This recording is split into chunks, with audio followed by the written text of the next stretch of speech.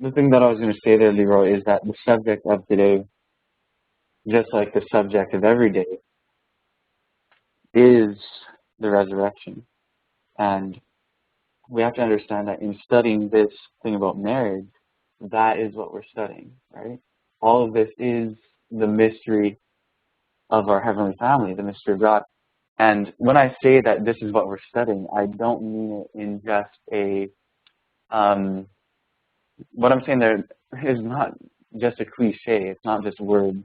I'm not just trying to say, well, everything in the Bible is justification. I mean, it is, but this is not something that is only related in a theoretical sense. This subject is indeed, the subject of the resurrection. And we'll explain that, we'll get into that more as we go here, but I just wanted to mention that now. So, I guess we'll go right into the subject, but just like was being said a little bit earlier, how this is truly the subject of the resurrection, but focusing on the subject, more specifically of marriage, as we were discussing before, and of, Christ's conversation with the Sadducees, which is so commonly misunderstood. So just want to give a real quick recap of what we discussed before with marriage and what we found. So basically what we found looking at this last weekend was that biblical marriage and the Edenic marriage are not one and the same thing. And that biblical marriage includes many things, such as, whether it be the levirate marriage, the marriage of the temporary marriage of a servant, or of a rapist and victim, or, there's many different examples of what the biblical marriages are. And of course, we're defining biblical marriage as what is looked upon as lawful marriage in the Bible. And what we saw is that a lot of these different marriages, although they are lawful, they're not according to the original marriage, which is the Edenic marriage.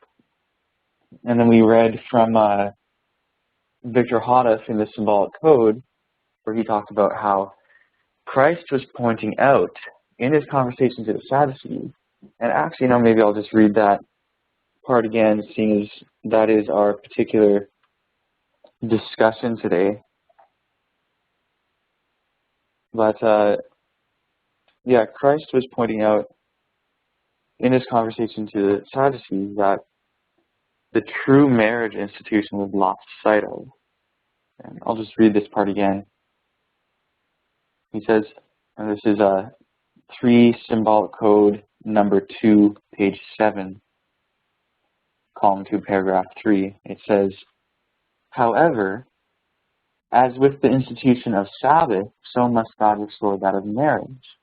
The words of Christ, for in the resurrection they neither marry nor are given in marriage, but are as the angels of God in heaven, reveal that we have lost sight of the true marriage institution.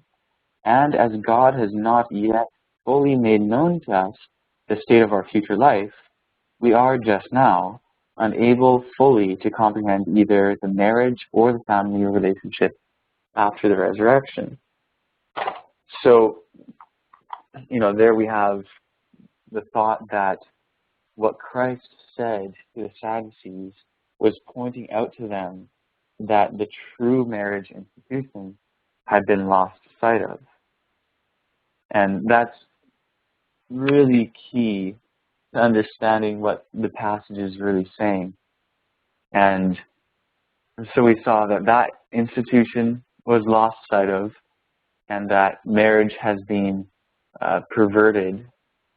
And then we discussed a little bit about sin and immorality and, you know, things connected with that. Comment. So that, please. So was Brother Hoddef understanding the resurrection there, or what did he mean by till after the resurrection?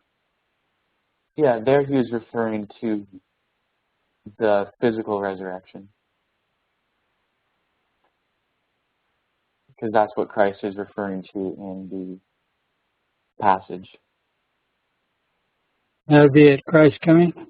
Yeah. All right. Yeah, so that's, and, you know, Sadducees do not believe in the resurrection, do not believe in angels, do not believe in spirits, immortal beings, and accepted only the writings of Moses. And so when Christ dealt with them, you know, he only dealt with them from the writings of Moses, unless he was pointing out to them that they don't know the true scriptures, and which he does in this passage, actually. So that's kind of, you know, to sum up the points of the marriage, as far as what we went over before, that kind of sums those aspects up. Also to say that the true marriage institution must be restored in the restoration of all things. And we are now living in the restoration of all things, and so we can expect marriage to be restored at this time. And part of the message that we have is that that is indeed being restored in the present, not something that we're simply looking forward to being restored in the future. And the other thing that's important to keep in mind here that Hoddef pointed out is he said that as each home follows the pattern and we reflect the image of our Heavenly Family, and he didn't use the term Heavenly Family, of course, but he said that if we follow the true pattern of marriage, that we are manifesting the kingdom. We're reflecting the image of the heavenly kingdom, and that as these homes, as each home reflects that kingdom, when they band together collectively, they will make up the kingdom. And so it's important that in studying this subject of marriage, we're studying the establishment of the kingdom, and we're studying the resurrection, because, you know, not only the resurrection as far as the physical resurrection, but receiving life in the Ezekiel 37 sense, you know, being freed from death and trespasses and sins, be raised into the newness of Christ's sinless life. And the reason, you know, just a quick point at the moment, is that the reason why is we can't really experience that Edenic marriage without the life of our sister. So just to keep those things in perspective. So now what I'm going to do is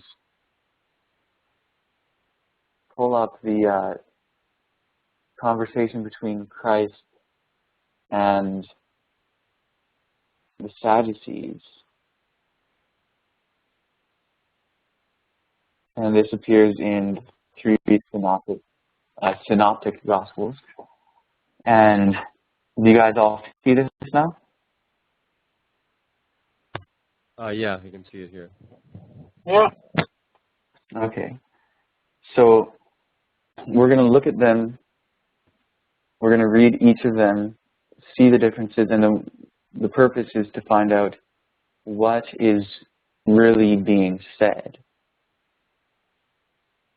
So I'll start by reading the one from Matthew, and then we'll perhaps make some observations, read the one from Mark, and then read the one from Luke.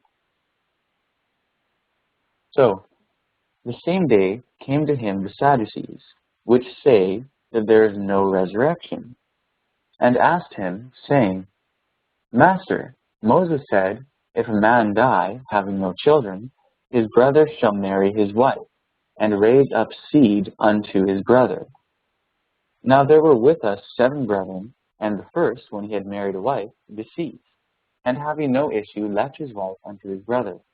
Likewise the second also, and the third unto the 7th. And last of all, the woman died also. Therefore, in the resurrection, whose wife shall she be of the 7? For they all had her. Then, or Jesus answered and said unto them, Ye do err, not knowing the Scriptures, nor the power of God. For in the resurrection they neither marry nor given in marriage, but are as the angels of God in heaven.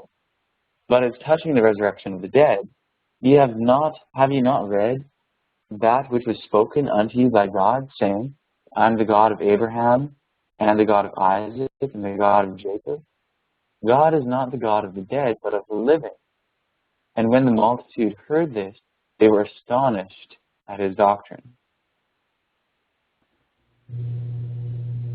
So we have here the Sadducees, and it starts off by telling us that they don't believe in the resurrection, right?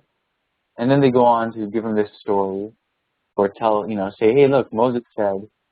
Then they repeat this thing about the levirate marriage. And then they say, there's this woman and she had the 7 husbands successively, and then she died, and who in the resurrection, whose wife will she be? So it starts off by telling you that they don't believe in the resurrection, and then they give this scenario, and then they question about the resurrection. And so the question is, why are they, and we've talked about this before in our discussions about scripture canon, but obviously what they're trying to do is catch Christ in what he believes, because it's really clear that he believed in the resurrection.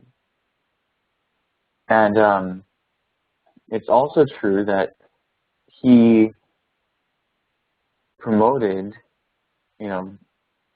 the Edenic marriage, because this isn't the first time that he had brought up marriage.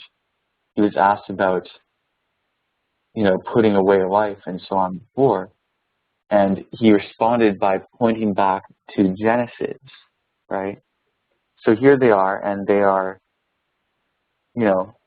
questioning him on something, and I'll just ask what their question and the point that they're trying to make. Well, I'll say 2 things. I'll ask 2 questions. What is the point they're trying to make with their question? And with that, what does their question hinge on? Well, as usual, they're trying to trip him up, get something they could use against him. Mm-hmm. Weren't they trying to get him to admit that there was no resurrection? I don't think they would have expected him to admit that, but they thought that they had found a point wherein the thought of resurrection is, would be shown to be not true or invalid. So they wanted to basically, their point was that there is no resurrection, and that basically resurrection doesn't make sense, right? And I'm going to throw another layer on top of that as well in a second, but what does that point hinge on? Because they're trying to show that resurrection contradicts Scripture, right? What does that hinge on? Their misunderstanding of Scripture. Could you or anyone else explain that in a more specific way?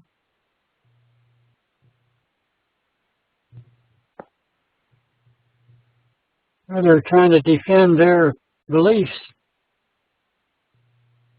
which Trying to get are him to join them in their understanding of the Bible. indeed true. They're trying to prove him wrong and convince him, but what specifically are they using? You know, because they're talking about something quite specific here, right? They're trying to, again, their kind of overall point deals with the resurrection, but they're trying to corner him on this whole marriage thing, right? And in connection with the resurrection. So what does that hinge on? Like, is there anything, let me try to put it another way. Okay, it means that there will be marriage in the resurrection. Is that what they're trying to say? I don't think that's what they're trying to say. I think they were trying to trip them up. But So, Jesus turned around and said, basically, you're not understanding the scriptures properly. right, but I'm just saying before we even get to what Christ was saying, we should understand what they're saying and what they're trying to base their argument off of, right? In other words, in order to even correctly understand Christ's response, we have to understand what they are trying to say, right? We have to understand their point. Yeah. Walter just typed in here, he said, trying to show the resurrection as a silly concept, saying that after a supposed resurrection, there would be confusion. Right. Yeah. Sure enough. So, and here's the other thing. What was Christ's other conversation about marriage that is very common? Talking about the woman at the well? Well, that's certainly connected, but he had, and actually I need to go and see who was all involved with this conversation actually. But we have the conversation where I believe it was actually the Pharisees who questioned him about putting away a wife, right? And his teaching on that, what do you think they took from that?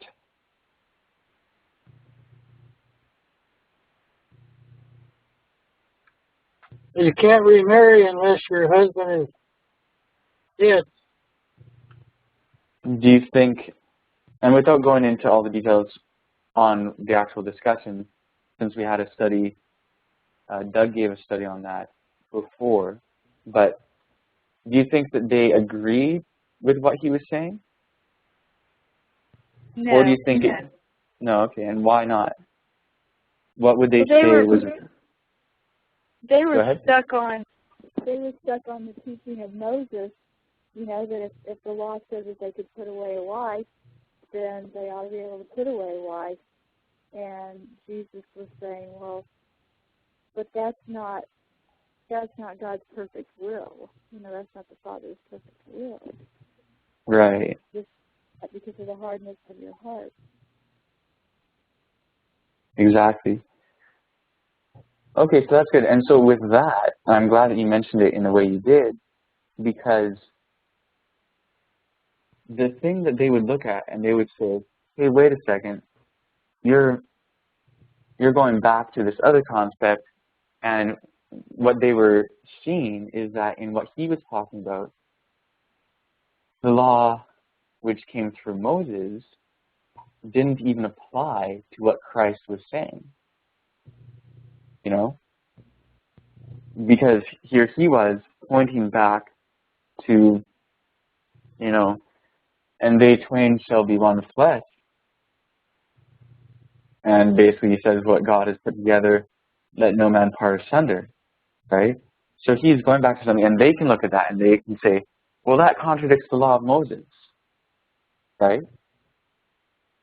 So what's happening there? And it didn't actually contradict the law of Moses, what he was saying. But what he was doing was pointing back to something that is a higher principle. He was going back to the moral concept. to the original truth of what marriage is. And within that, he was showing the distinction between the true Edenic marriage and the degenerate marriage of which the laws in the Torah are based. And so here, he was kind of doing that. They could easily, with that, try to portray it as though he's speaking against the law of Moses. And since a lot of these people didn't like Christ, I'm sure that it got around that, oh, here's this guy and he thinks he's above Moses. Especially with talk like one greater than Moses and the rest of it.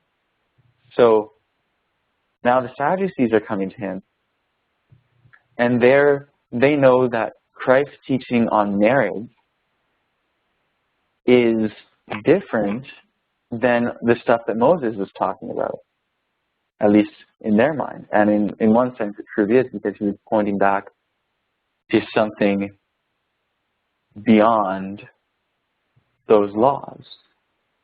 And Wilde wrote that they liked the laws. Oh, yeah. Wilde wrote that they liked the law. Sure enough. Yeah, and so he was pointing back to something. So now the Sadducees are coming to him, and they're saying, well, let's see if you really believe the law of Moses, right? And if you really believe the law of Moses, then you can't believe in this resurrection nonsense, right? So they're saying, okay, so Moses said, if a man die having no children, his brother shall marry his wife, and raise up seed unto his brother. And then you give this scenario, which, again, that scenario is found in the book of Tobit, and which they didn't believe the book of Tobit. So here they are. They're, just to get a fuller picture of this, they know that Christ believes in resurrection. They know that Christ accepts more scripture than they do. They know that Christ, and even though they knew that Christ believed in angels, that wasn't what they were trying to catch him on, although he did bring it up. So they believe, he believed in more scriptures. He believed in resurrection, and he had this different teaching on marriage. And so they're wanting to say, hey, look, your teachings are false, and here's why. And if you say you believe the law of Moses, which Christ also said that he believed, and they all knew that he claimed to not do away with the law, like we see in Matthew 5, and so they're testing him, and they are trying to trap him in his beliefs. So they say, okay, Moses said this, so you better believe Moses. Their argument hinges on the law of Moses, specifically the levirate marriage, right? That's what their argument is hinging on. And then they propose this scenario from the book of Tobit of the woman with 7 consecutive husbands. And then they basically, ask in the resurrection, whose wife shall she be? So the whole thing that they're trying to do, again, is trap him into seeing, what they're trying to say is that, look, according to the law of Moses, this happens, this is marriage. Therefore, if you say that there's a resurrection, then these people are going to come up and it's going to be a lot of confusion. And how do you even determine whose wife she will be? And so that assumes two things. It assumes that there would be a conflict, and it assumes that in the resurrection, what will be there? Levirate marriage, right? They're assuming What's the levirate marriage again? The levirate marriage is the marriage of a brother to the widow of his deceased brother. Oh. And it goes beyond just brothers, it goes to nearest of kin and the rest of it. So, yeah, it assumes that, their argument is basically assuming that in this so-called resurrection, this law will be continuing on, right? That's what it hangs on. So Christ goes back and he deals with that. And so what they're really doing is they're trying to get him on this whole thing of marriage, but also this thing of the perpetuity of the law of Moses, right? And so before we kind of explain it a little bit more, maybe we'll read the one from Mark and see if there's anything else that stands out. Did somebody want to read it here? This is Mark chapter 12, starting at verse 18. Okay. Well, first I have a comment. Sure. This is the age-old conundrum, basically, which is that Jesus is constantly,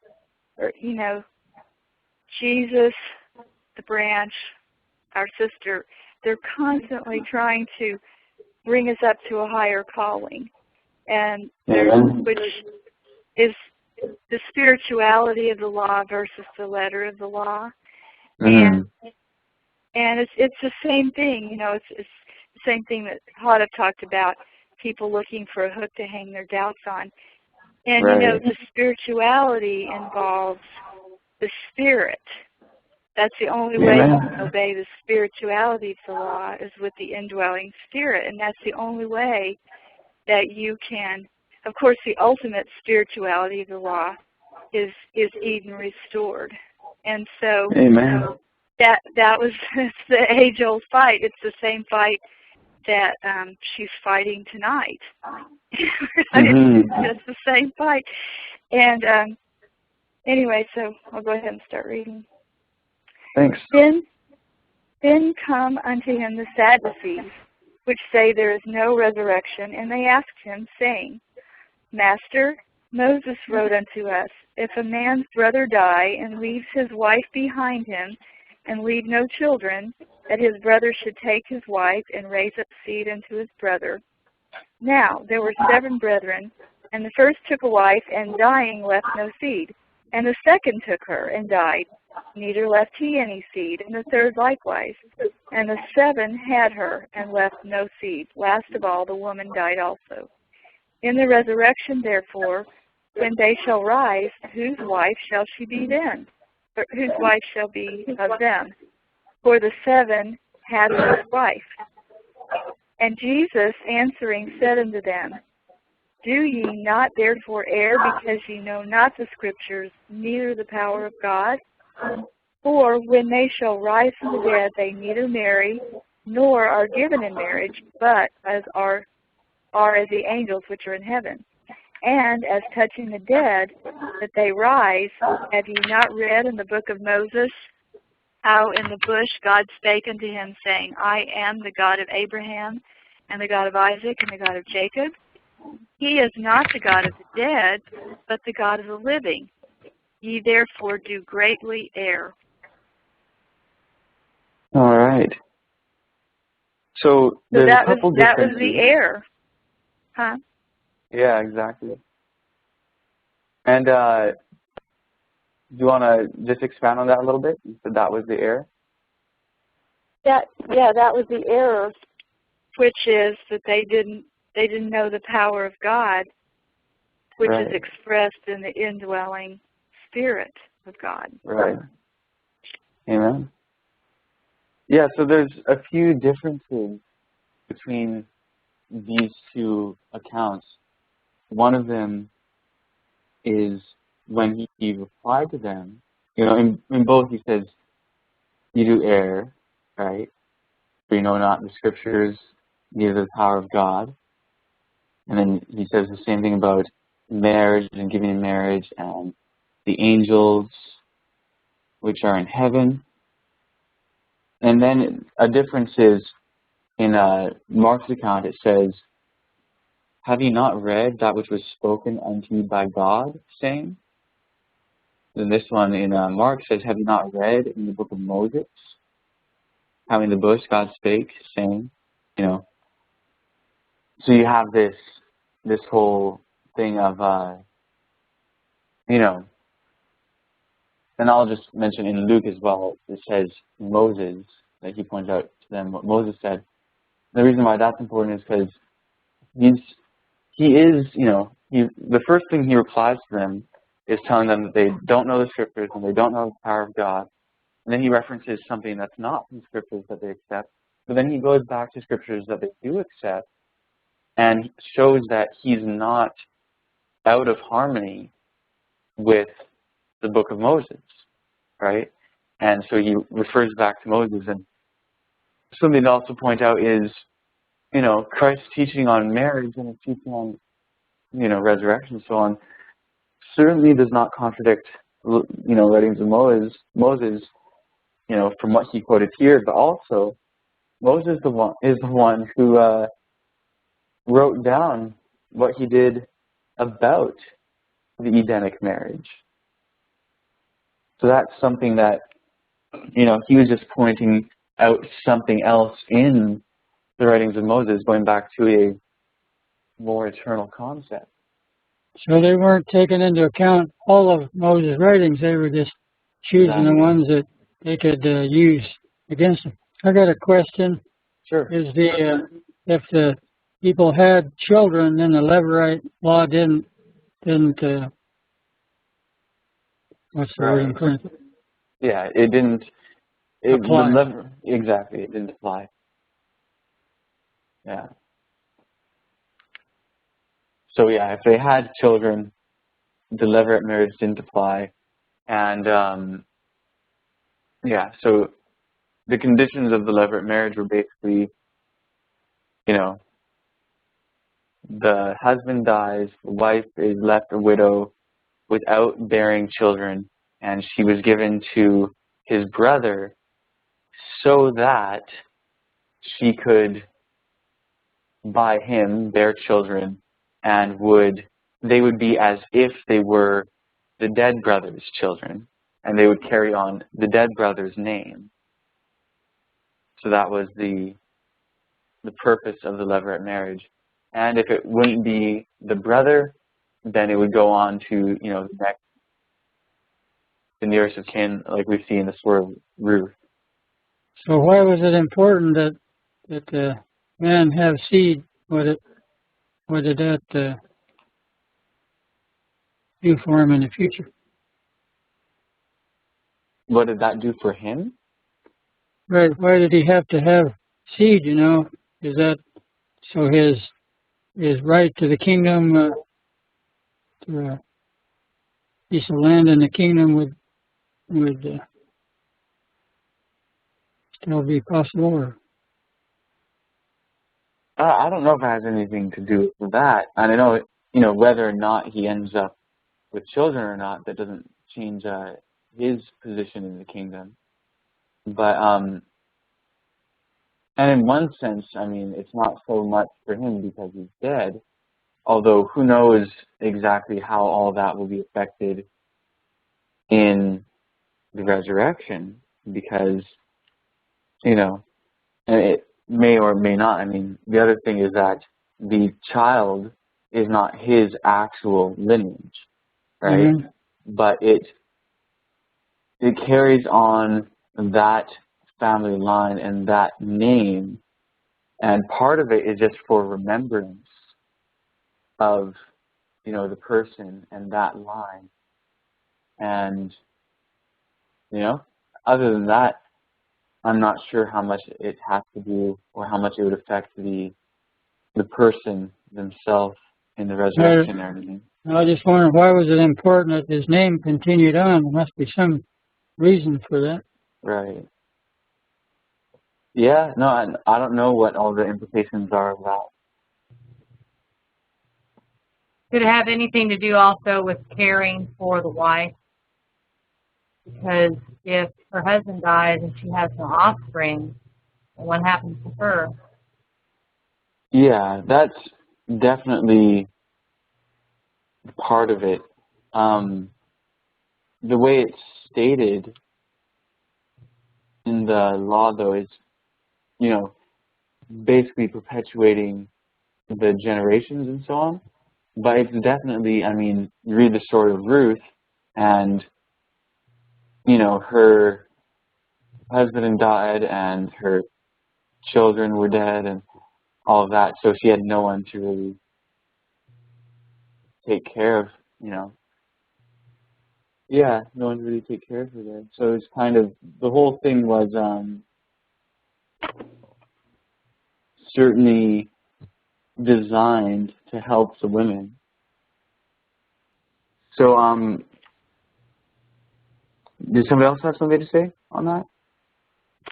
Yeah, I have a comment, and I think too, land was really important, and so if there was no child, in particular a son, to pass that land on to, then it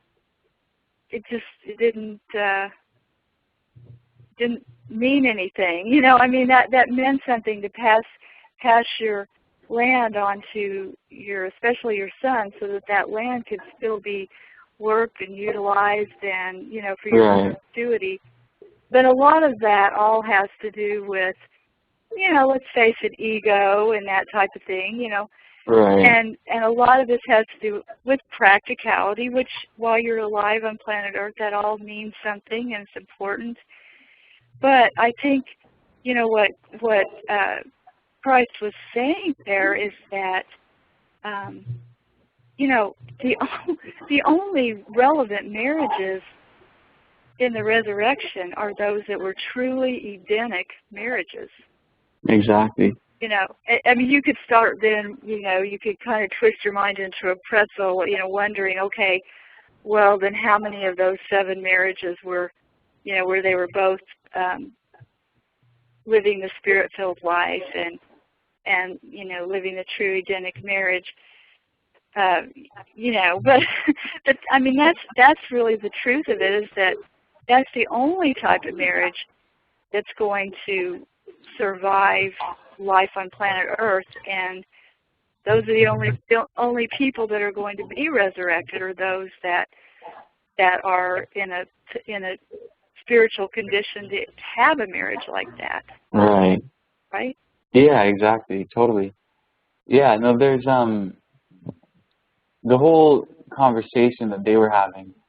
And actually, before getting back to that, I just want to mention, it's true that, dealing with the land and so on, passing on the land from generation to generation, it is true that it especially goes through the son, but there are instances where, I think it's at the end of Numbers, where land went on to the daughters because there were no sons.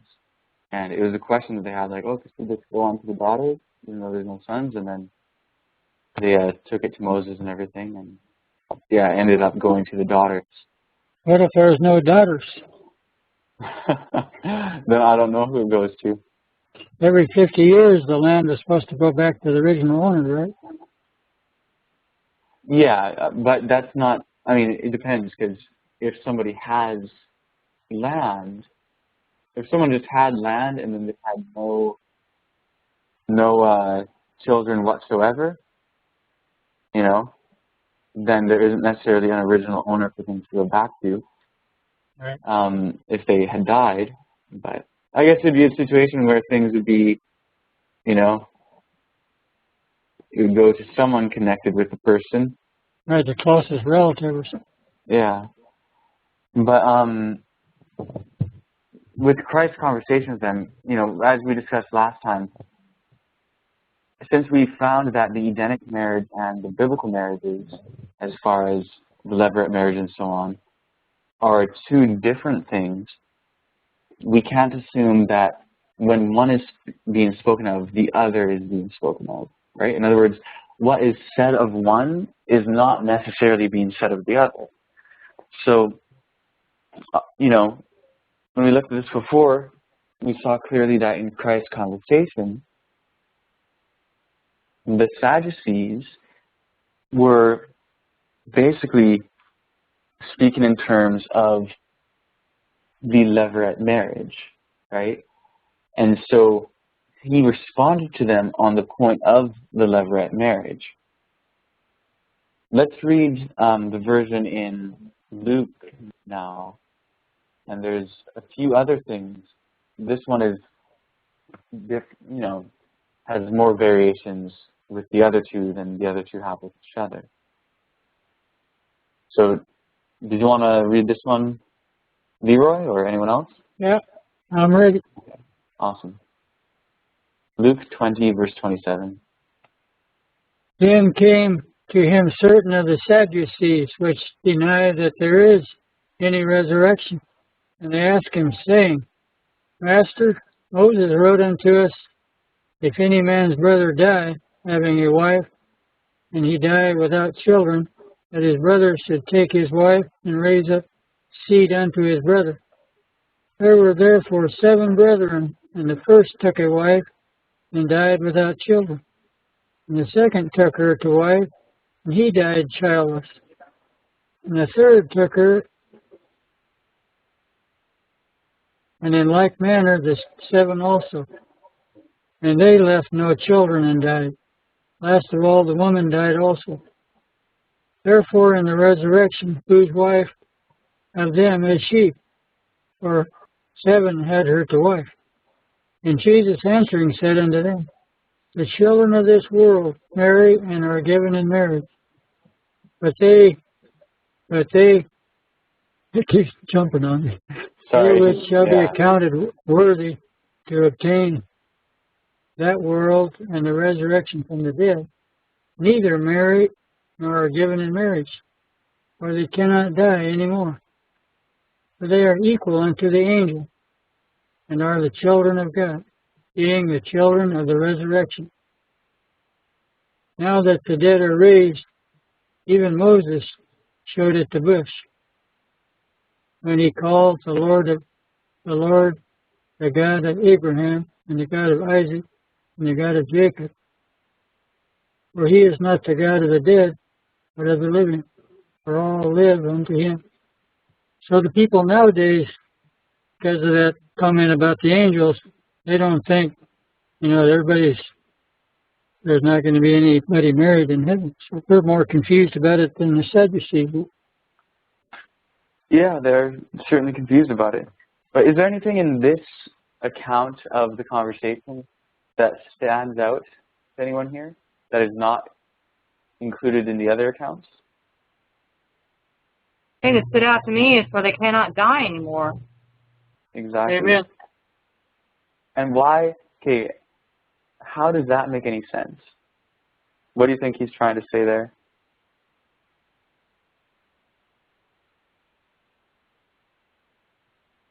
He says neither, in the resurrection from the dead, they neither marry nor are given in marriage, for they cannot die anymore. How would that affect whether they can marry or give in marriage? Because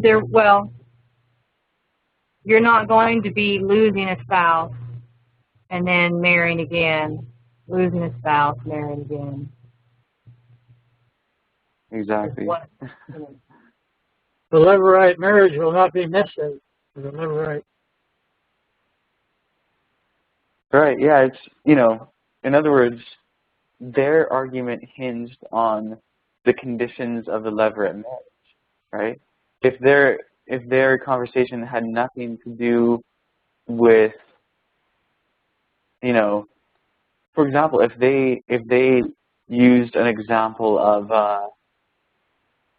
Isaac and Rebecca, let's say, and they said, oh, there's Isaac and Rebecca, they'd have absolutely no argument to make, right?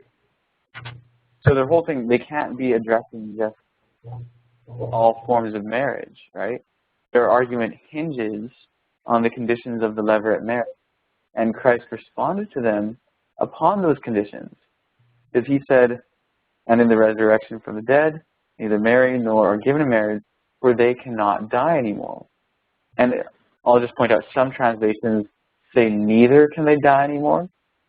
but that's not an accurate translation. It's actually because they cannot die anymore, or they cannot die anymore, for they are equal unto the angels, or they are like the angels, and are the children of God, being children of the resurrection. So there, it's really clear, if, having a marriage that was just simply two people like Adam and Eve, whether or not they die doesn't really affect the marriage, because two people could be married and live forever. It's not, that's how it originally was, that they were married and they were supposed to live forever. And so that wouldn't even have any bearing in the conversation that the Sadducees are having with Christ, So because of that phrase in Luke, for they cannot die anymore, that really solidifies that what they're talking about is specifically about the levirate marriage, and you can't really use it.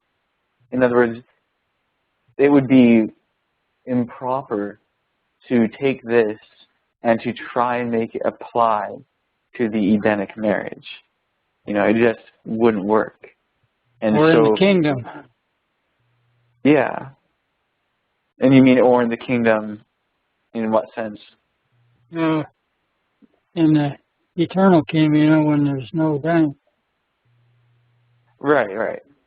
Yeah, exactly. So in terms of the Edenic marriage, this conversation can't apply to that, whether the original Eden or Eden restored.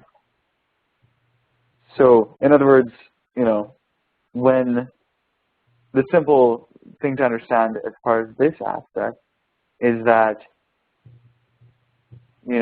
when people use this passage to say that we won't have spouses,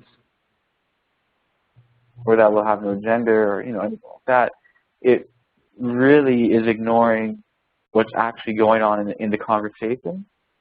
It's either ignoring it or it's ignorant of it. And so here, that's what is really going on here as far as the conversation. And so his reply to them, here he's saying, he starts off by saying that they don't know the scriptures, which is a rebuke to them on their teaching of scripture canon. And then he says that they don't know the power of God, which is rebuke to them on their teaching of no resurrection, right? And then he says, in the resurrection, so that's again resurrection, they neither marry or give in marriage, so that's rebuking them on their idea of the perpetuity of the conditions under which those specific laws would apply, which would also include the perpetuity of those laws.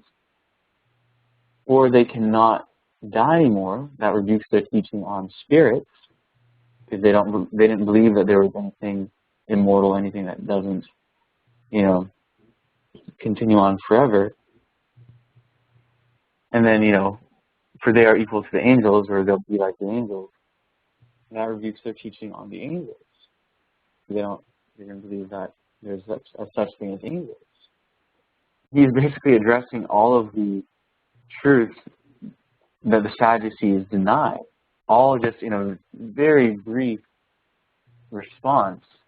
And then he ends it with this thing from Moses, showing that he's actually in harmony with Moses.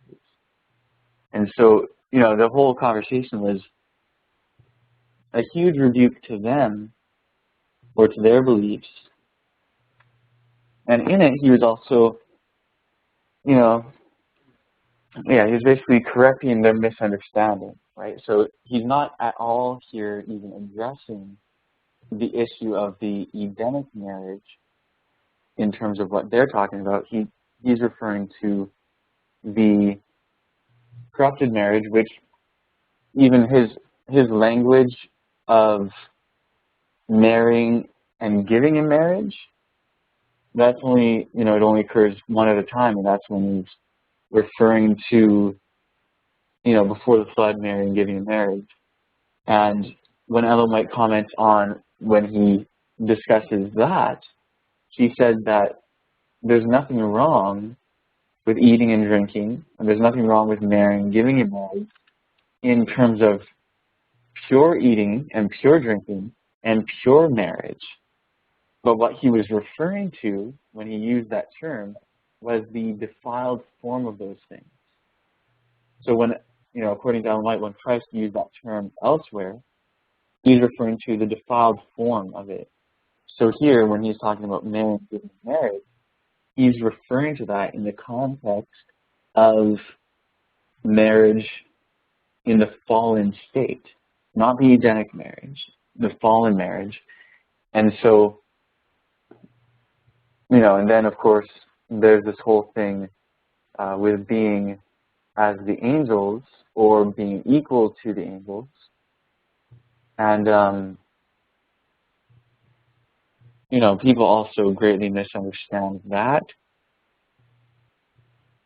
And we won't necessarily go into that a whole lot. I mean, it's something that I think as branches, it's somewhat understood. But there are some things. I'll just reference Raphael Patai. In his book, he discusses and makes a pretty good historical case that the cherubim in Solomon's temple and in the Second Temple were one male, one female. And he has a chapter on the cherubim. And if you guys would like, I could read you a few excerpts from that. And then there's a few other aspects in relation to this as far as angels having gender. And actually, I'll ask you guys, do you guys know, I've heard people refer to Ellen White saying that angels do not have gender. Do you guys know if she actually says that? Because I've heard a number of people say that she says that, but I've never actually read it myself. Me neither. I don't have any memory of reading it. Yeah, and I just typed into the search, angel and gender, and there's nothing that comes up. But She does say angel of mercy, she. yeah, she speaks of angels in gendered terms, and in her books that she published in her lifetime, she always she chooses paintings of Gabriel that portray Gabriel as a woman or as a female. And actually, just quickly looking here, she never actually even uses the term gender as referring to sex. And Brother Huddle's charts seem like all the angels are women. Some of them. There are some that are masculine as well. Right. Sure. But yes, I'm not sure if any one of you at any point comes across a statement like that. Let me know, because I'm curious. But from everything that I've seen with Ellen White's writing, she doesn't really address the subject, although she does in places seem to portray angels with gender. And there's a few other things that I'll mention. Is anyone here familiar with, I'm thinking maybe you might be familiar with this, Chen, the euphemism of feet in the Bible? Feet are sometimes used as a euphemism. Well, they're used to represent prophets. Yes, symbolically speaking. But I mean, in the sense of a euphemism, as in, something that is expressing something without saying it directly, just kind of used as a roundabout way to say things. Let me just see if I can get a good example of a euphemism. let's see. Oh, let's see. I'll read the definition. It says, a mild or indirect word or expression substituted for one considered to be too harsh or blunt when referring to something unpleasant or embarrassing. So I'll just tell you basically what it is, and actually I'll read a passage. Ezekiel chapter 16, verse 25 is a place that uses feet as a euphemism. And again, it's, like I said, it's usually for something too harsh or embarrassing to just say something right out. So it uses euphemism. So Ezekiel 16, verse 25 says, and this is referring to Jerusalem the mother, it says, thou hast built thy high place at every head of the way, and hast made thy beauty to be abhorred, and hast opened thy feet to every one that passed by, and multiplied thy whoredoms. I'll read it again just for clarity, and just ask what feet is being used in place of. Thou hast built thy high places at every head of the way, and hast made thy beauty to be abhorred, and hast opened thy feet to every one that passeth by, and multiplied thy whoredoms. So it's talking about her going and, regress. She's opening her feet. In other words, she's having sex with people. She's fornicating. And actually the next passage it says, well, even the next phrase after that, it says, and multiplied thy whoredoms. And then it says, thou hast also committed fornication with the Egyptians, thy neighbors. And so it really, the euphemism is for something that is a lot more direct, And I'll read a couple other passages that use this same euphemism. 2 Kings 18:27. This is the story of Ehud, if I'm remembering it correctly.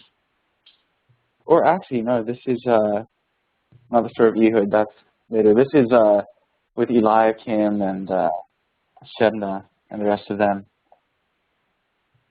And here it's used in an interesting way. And I'll read to you what the verse says. Then I'll read to you what the rabbis later had as the reading that they would read out loud in the synagogues. So it says, but Rabshakeh said unto them, hath my master sent me to thy master, and to thee to speak these words?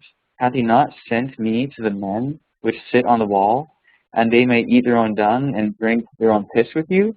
And it's like, okay, what's he really saying? And he says it in a straightforward way, and this is one of these places of the Bible that people, of course, find offensive. But so the last part, it says that they may eat their own dung and drink their own piss with you. The rabbis, the way that they would read that in the synagogue, the last part, instead of saying and drink their own piss with you, it would say, instead of piss, it says water of their feet. So why do you, what is it using feet as? Instead of saying, piss or urine, it would say water of their feet, right? So basically, feet are used in the scriptures as a euphemism for genitals. And there are other examples. There is the story of Ehud in Judges 3, in which the guy, I'm forgetting his name right now, but Ehud stabbed a man and his fat enveloped the knife. And those were standing outside. And actually, I'll just read it here. It's Judges 3:24. It says, and when he was gone out, his servants came, and when they saw that, behold, the doors of the parlor were locked, they said, surely he covereth his feet in his summer chamber.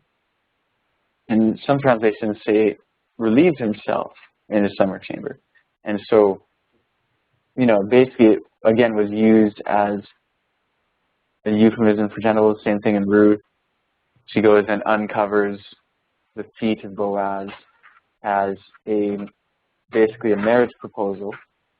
And so the reason for bringing all this up is because in Isaiah, it talks about the seraphim. And in Isaiah chapter 6, verse 2, it says, above him stood the seraphim, each one had 6 wings.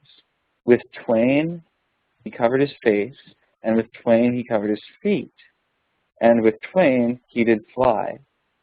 Right?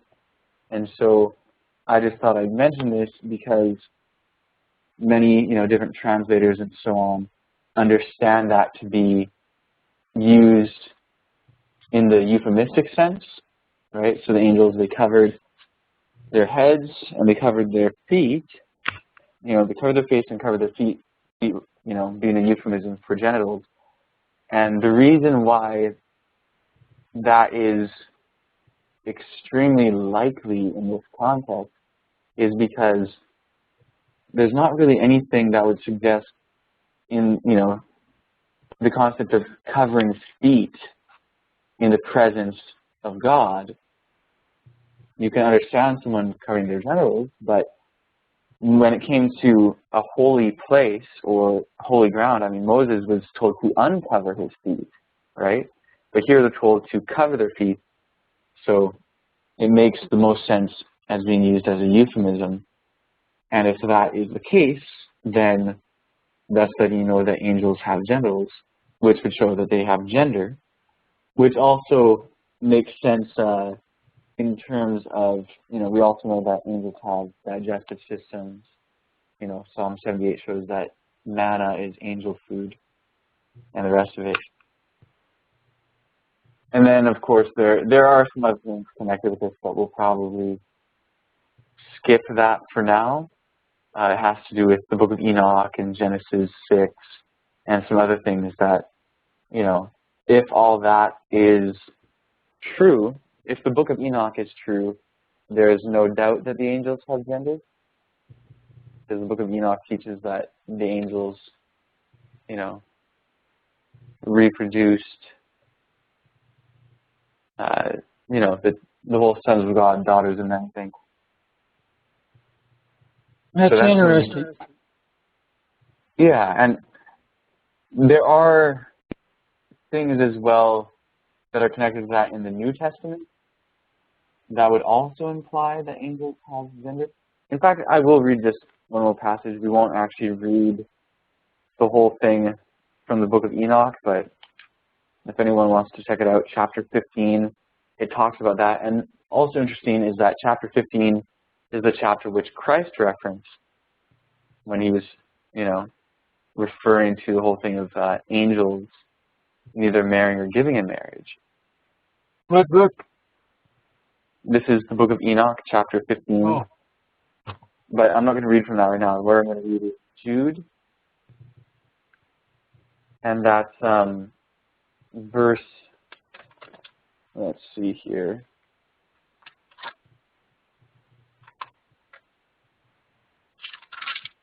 I'll read from I'll read verses 6 and 7. And this again is something that is being read and being brought up for the purpose of investigation because it connects with this subject of Christ's conversation with the Sadducees. So something for everyone to pray about and investigate. So remember how Jude actually quotes from the book of Enoch in verses 14 and 15. But not only does he just quote from it, he actually bases his book off the book of Enoch. There are a number of parallels, and he quotes from the book of Enoch more than he quotes from any other book. So in Jude, verses 6 and 7, it says, "And the angels, which kept not their first estate, but left their own habitation, he hath reserved in everlasting chains under darkness, unto the judgment of the great day, even as Sodom and Gomorrah and the cities about them in like manner giving themselves over to fornication and going after strange flesh, are set forth for an example, suffering the vengeance of eternal fire. So the angels went after strange flesh? Well, doesn't it seem to be that that's what it's saying? Right. It seems to be saying, okay, whatever Sodom and Gomorrah did in giving themselves over to fornication and going after strange flesh, it says that they did that in like manner to what the angels did. Man with man. Well, that's don't know if that's the case. Although there was, I'm sure, homosexuality in Sodom and Gomorrah, but the thing that is focused on more is just their overall sexual immorality. But certainly the whole homosexuality thing is true. But the other thing, do you remember in Sodom and Gomorrah, they actually even tried to rape the angels that went to Lot, you know? So it's, you know, it's really intense, you know, what they would do. But it is interesting how, you know, it seems to be that what Jude is saying is that what they did was basically following what the angels who left the first estate did. So if that's true, again, that's a can't really do that if you don't have gender, you know. Right. And you also hear stories in the present day in occultism and so on with, you know, people having sex with demons and other things like that. Go ahead, Leroy. Their lusts were insatiable. When I was working up at Hope International, somebody told the story of an angel appearing to somebody and having sex with him. Oh, really? Yeah, it's, you know, you hear stuff like that with in occultism a lot, and you hear a lot of stuff like that within, you know, UFO cults and stuff like that, and abduction stuff. It's lots, and you know, a lot of that is well, okay. All the abductions and stuff like that are clearly satanic, and so, but it's interesting how so many abduction, you know, reports are, you know, include one or another form of rape, you know. So, anyways, that's the whole purpose of going to that again was just to address the whole issue of whether or not angels have gender, because that's one of the things that people, just based off of Christ's statement, they think that he's saying that angels don't have gender, but really that is really pulling from way out there, because there's nothing at all that he says that would even imply that, right? Because first of all, they're assuming that he's talking about every form of marriage, when really he's only addressing the levirate marriage. And because they assume he's talking about every form of marriage, they're assuming that angels don't have any form of marriage. And because they assume that angels don't have any form of marriage, they assume that angels don't have gender. So you see how you have to really make a lot of assumptions, and not only assumptions, but even with the assumptions, it requires a leap. Because even if it was true that angels had absolutely no form of marriage, that wouldn't mean that they don't have gender. You know, you have plants and animals and all these things have gender, but they don't all have forms of marriage, right? So you kind of, doesn't really work. But I got a comment that might fit in here. Sure. I was listening to Brother Hotta, I think that 2SR, he was talking about Babylon, the mother of harlots, mother of false religions, that was going to be, I remember, destroyed 15 months before the end or something like that. But anyway, it sounded like Babylon, the mother of harlots, is a fallen angel, a she. It's a mother. Well, it would seem to be that she is a wicked goddess. I mean, you get into a lot of things which we need to learn more about, but Asherah in the Bible, is clearly a wicked goddess, and there's other wicked goddesses as well. And then you have this whole thing of Lilith that people point to, and there's a number of false goddesses, and you have wisdom, Lady Wisdom being contrasted with Lady Folly, and different things like that in Proverbs. And so we'll see. I'm sure that some of the scriptures that perhaps didn't make it into the Protestant canon may have more light about all that, So, and again, here's the thing: the woman in Revelation, Mystery Babylon the Great, if it is identifying at all with a wicked goddess, that's not the only intent of it, because it's really identifying in its fullness the Church of Satan, and I don't use the Church of Satan in the sense of what Anton LaVey started. I mean it in the sense of Church of Satan as opposed to the Church of our Heavenly Family. And just like the woman of Revelation 12 is talking about the church, the true church, the Mystery Babylon the Great is identifying false religion, the Church of Satan. However, just like Revelation 12 was a picture that started in heaven and goes back to our Heavenly Mother, and Lois talked a lot about that, I'll just say, without going a lot into this, I'll just say it's without a doubt possible that Mystery Babylon the Great could be identifying, a female angel. And not necessarily an angel either, but, a wicked goddess. But it could be an angel depending on how you define angel. But, I don't want to go too much into that because,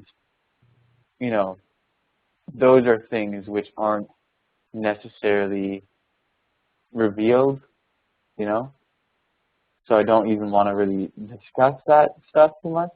It's just the only thing that's worth kind of mentioning in that regard is that we shouldn't be closed to the idea, and it shouldn't surprise us. And as we investigate these proclaimed scriptures, the different writings of the ancient prophets, as we investigate, don't be surprised if you come across something which is more specific to that. And if and when that takes place, then we can discuss it more. But anyways, we've been on for a while. I do want to just kind of try to wrap this back into the purpose of this, and then we'll probably close off. And I want to point out that tomorrow's study is going to be focused on a particular aspect, justification by faith and what that really is. And it is so important to understand. So I just want to briefly kind of tie this back into what we've been discussing. So again, the only reason why we really it was important to go through this thing of Christ's conversation with the Sadducees is because that is one of the most misunderstood passages. And not only is it misunderstood, but a lot is based off of it when it simply does not say what people try and make it say. You know, lots of times people use that to say that angels don't have gender. Well, you know, the passage doesn't even imply that. And even though the Bible doesn't say a whole lot about whether or not angels have gender, it basically assumes that they do. And anything that would at all kind of indicate to us whether or not they do have gender leans in the direction of they do. And it may not even just be leaning in that direction. It may, in truth, even inform us of that in a straightforward manner. So what I'll mention is the whole thing with Genesis 6 and Jude, verse 6 and 7, and the book of Enoch. Those are things which everyone is invited to investigate. And this is something, I don't want to just mention it and then we never come back to it. It's something I'd really appreciate it if each person here would take the time to investigate. Genesis chapter 6, Jude, the book of Jude, and the book of Enoch. You know, and so we'll kind of, at some point, we'll come back to this discussion in a more detailed fashion. But, so we have that with angels and gender. The other thing that people use Christ's conversation with the Sadducees to say is that there will be no sex in the afterlife, that there will be no marriage of any form in the afterlife. But what we saw is that all he's addressing is that there's not going to be those forms of marriage, you know, like the levirate marriage, that it's not going to be like that because they'll never die, right? Now, what that would imply is that the woman, if she had married someone and there was no death, well, she would have just stayed with the first husband, right? If there was no death. So the issue with that is there's no contradiction between what Christ is saying and the thought of two people being married with an Edenic marriage who live on forever, you know? And so the reason why, again, it's really important to understand that is because, according to Hoddes, Christ is pointing out that the true marriage institution has been lost sight of, and that marriage is being restored at this time. And if marriage is being restored, what that shows, according to Hoddes' other statements, is that the kingdom is being established. If the kingdom is being established, then that is the resurrection of the dry bones. You know, that is what Ephesians chapter 2 is talking about, being raised from death and trespasses and sin, right? And actually the whole book of Ephesians, with experiencing that power of resurrection and coming into newness of life in the Spirit, by that, you know, through which we come into unity, right? And the marriage is the clearest and most, the closest, you know, I don't even want to say example, but maybe I'll just say outplaying of that unity. You know, the marriage, more than any other thing, is reflecting the image of our heavenly family, you know? And so the whole thing is understanding what marriage really is, as far as the Edenic marriage. You know, it is no different than the mystery of God. You know, obviously the mystery of God goes beyond that.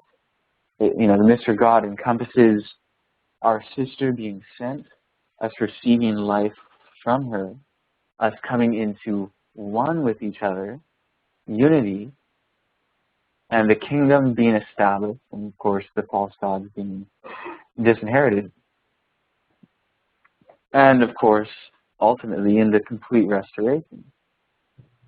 So in that, the marriage, one of the institutions that was carried through the gates of Eden, is being restored. And that's a very important part of this coming into unity and this mystery of God and revealing our heavenly family. So in order to have that Edenic marriage, we have to have life, because it's receiving life from our sister so that she can bring us into unity. So if we don't receive that life, she can't bring us into unity. And if we can't be in unity, we can't have that Edenic marriage, right? If we're not totally united with our heavenly family, we won't be totally united with each other, because we'll have space for, giving into temptation, and we'll be able to be turned against each other and the rest of it. So,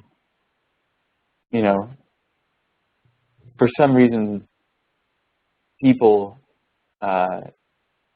seem to care more about having a good marriage than about being set right with God. A lot of people, but really those two things can't really be separated. So anyways, one comes and then the other follows. I'm sure you all understand what I'm saying. All of this, everything that we're learning is designed to restore. It's the restoration of the family image. It's the restoration of life, Health. And going from death to life. Like all these various things, health methods, everything can be summed up. Hoddef says that the whole truth is the Sabbath and the sanctuary. He says that's the entire truth. The 1888 message said that justification by faith is the whole truth, right?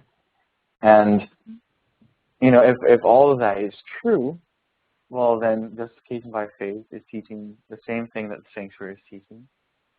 The sanctuary is teaching justification by faith, and the health message is teaching the same thing, and, all of this is really teaching the same thing. And it's all meaningless if we're dead. Yeah. So, it's, man, praise our Heavenly Family. Thank you so much, Heavenly Family. It's just so beautiful what they're doing. And I can see more and more all the time that it's like,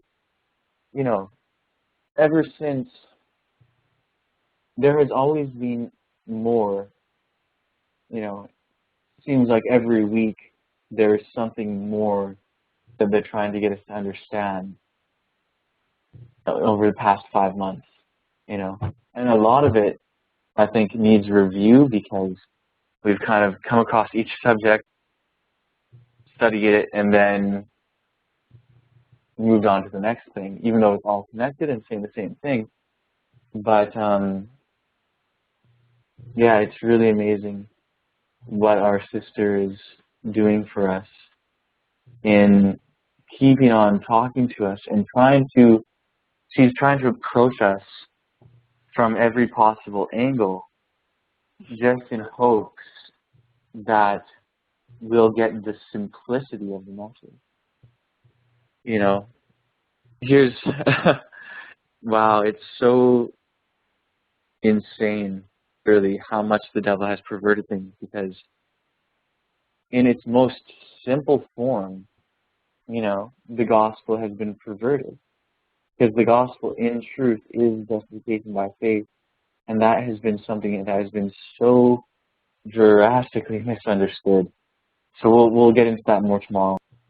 So, anyways, I think that the whole the whole discussion of what is marriage is actually quite simple, and I think it's pretty well understood.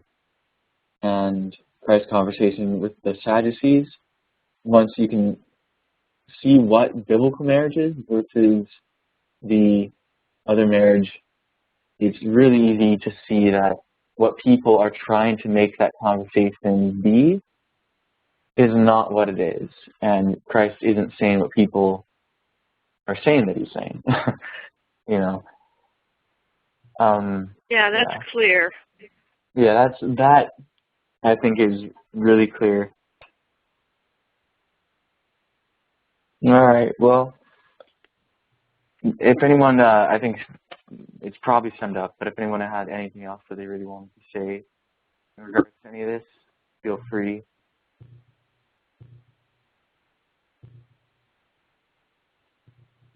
And Heavenly Family, I just wanted to thank you once again. Thank you that, now we're entering into the Sabbath, and, dear brother, you truly are the Lord of the Sabbath. And, wow, it is really such a gift considering what it is a shadow of.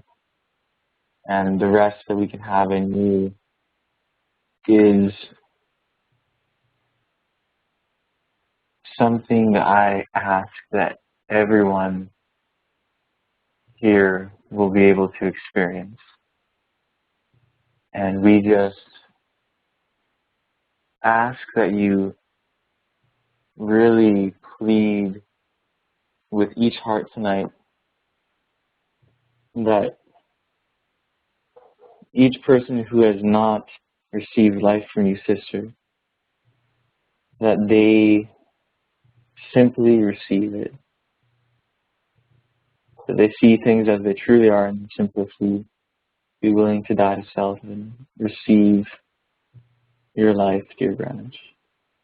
And we ask, that your kingdom may fully come. We can see that you're already establishing it in people, and that Mr. God is being finished.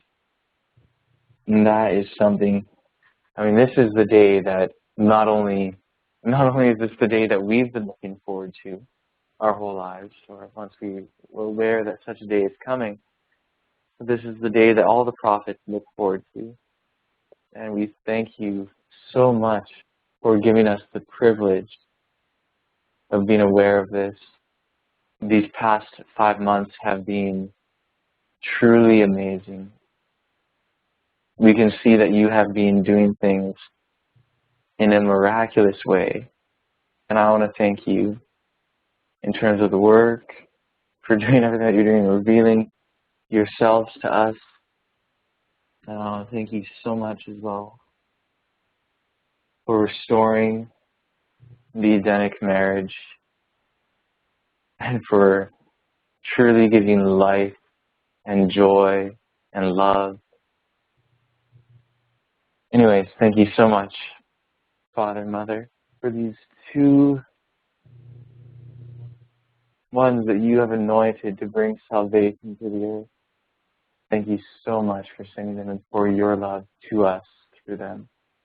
It's in their name that we ask you these things and that we praise you. Amen.